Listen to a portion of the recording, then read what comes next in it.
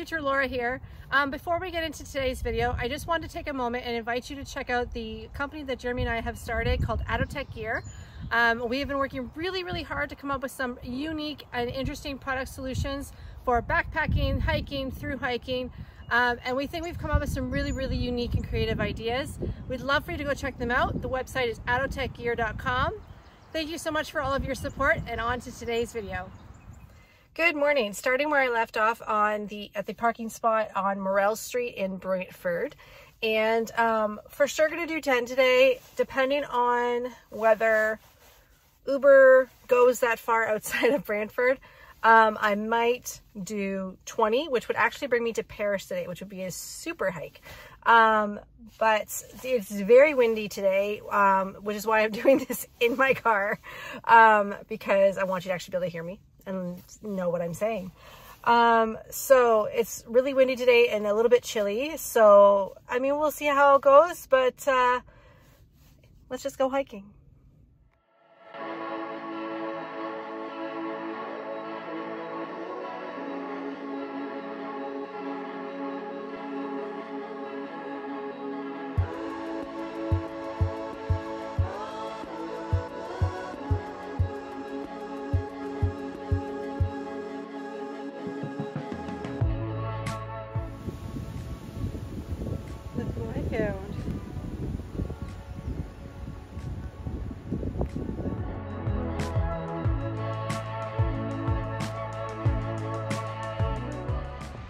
Hey, just came across something pretty cool for all my history fans out there. So this ruin over here is the ruin of a screen house. And so the screen house would create a weir in the river that would create a deep pool of clear water. And then from the screen house, it would have been pumped to the plant, which is actually on Morrell Street, which is where I parked my car. And then that's how the city got its water. Eventually though, the city stopped doing that and they started taking their water directly from the canal that was dug. So that's kind of a neat little tidbit of history for you.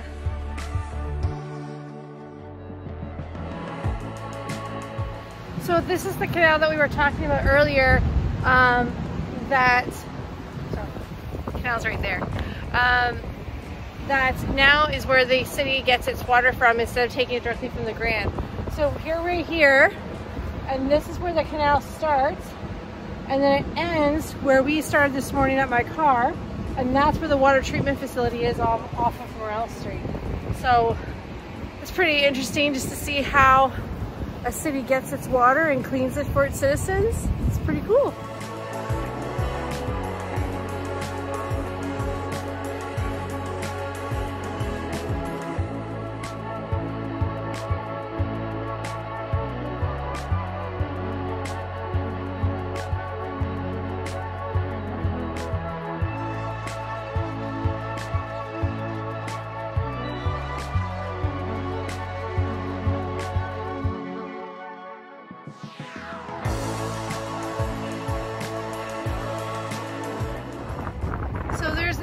Here on this rock just off of the trail that's marked with a plaque called the Eagle's Cry, and it talks about the Iroquois Confederacy and how they would go about conducting peace treaties with each other and what their ceremony was like.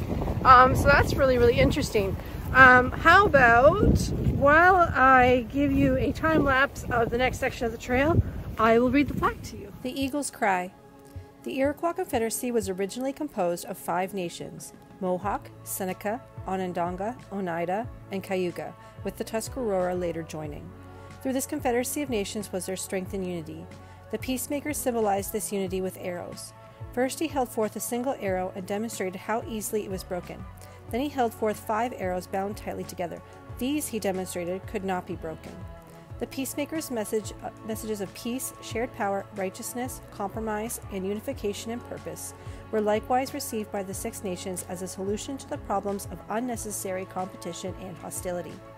With that, the peacemaker uprooted the tallest pine tree, and he cast into the cavity all weapons and clubs of war into the depths of the earth, down into the deep undercurrents of water flowing to unknown regions. He cast all weapons of strife. Burying them from sight, he planted the great tree of peace. From under this tree grew 4 white roots, One route grew toward the east, the second route grew toward the west, the third route grew toward the south, and the fourth route grew towards where it was cold, the north.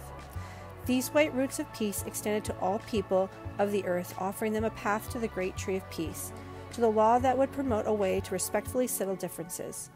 The tree would grow.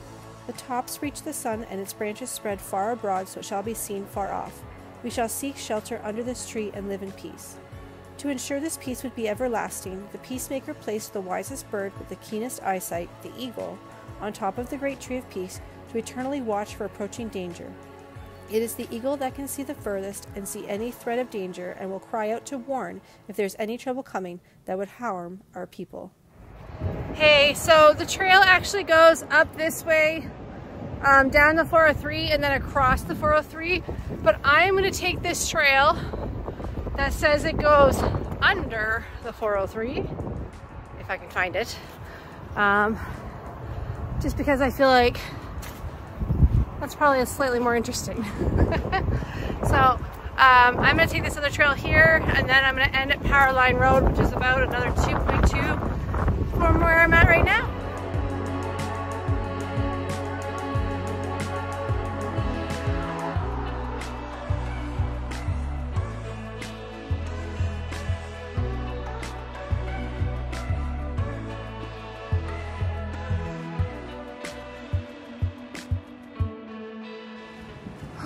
Big uphill.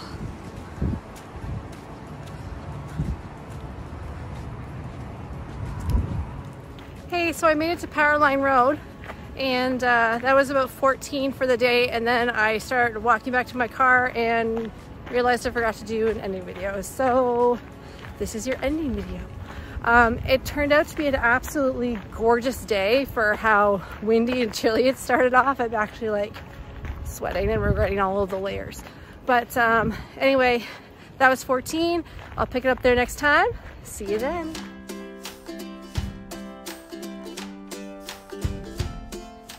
Good morning, back out on the trail, starting where I left off at Powerline Road.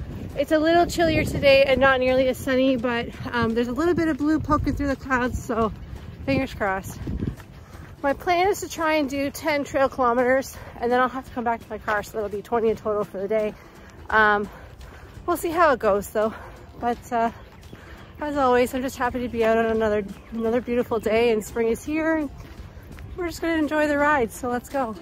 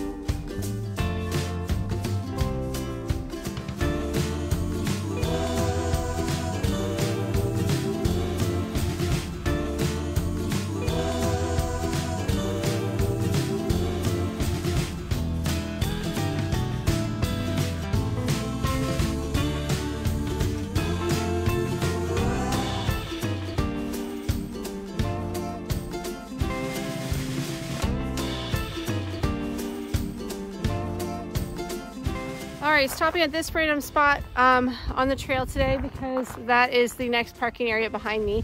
The next one from here that's marked on the map is 12 kilometers.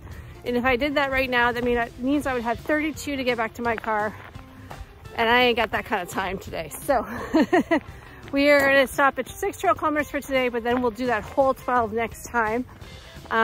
So then I'm going to start heading back to my car, and I'll see you next time I'm out.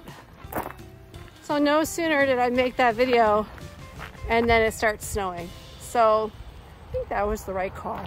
Anyway, I'll catch you guys next time.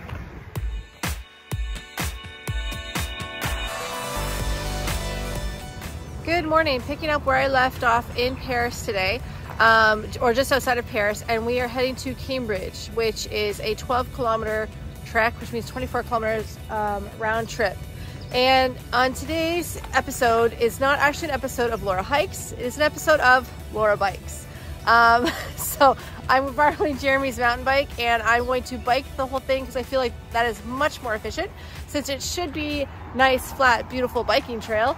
And 24 kilometers walking is kind of a stretch for me, but 24 kilometers biking should not be a problem. So let's get going.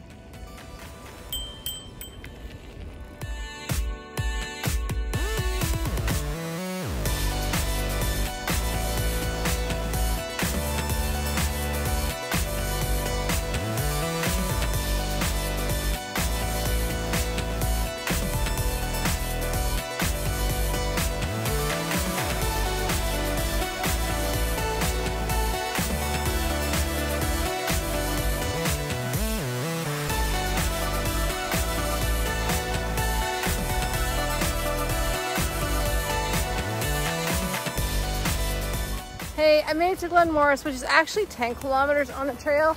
And I just came down to the river access here just to get some pictures, but it looks like there's not actually that much left to do the Carolinian Crest Trail. So I think what I'm gonna do is I'm actually gonna go back to the van and move the van up here, because now the weather forecast has changed and it says it's supposed to thunderstorm at 10 o'clock. So I don't wanna be out in that, but then I can maybe come back and finish it when it's over. And then I can finish the Carolinian Crest section, which would be super amazing. So I think that's what I'm gonna do. I'm gonna head back to my car and I will let you know what I decide. Hey, hiking fans. So we are back to Laura Hikes instead of Laura Bikes.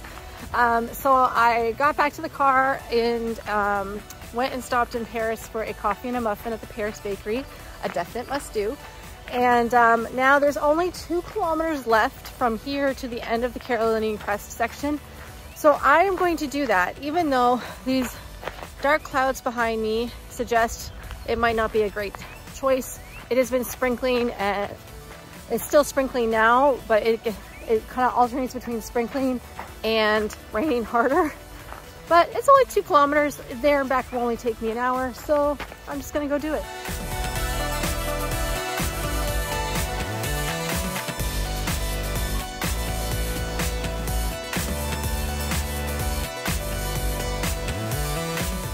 Hey guys, just coming up to the corner here of West Waterloo Road and Brant Waterloo Road. That's not right.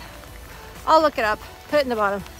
Anyway, as you can see, it is now full on actually raining.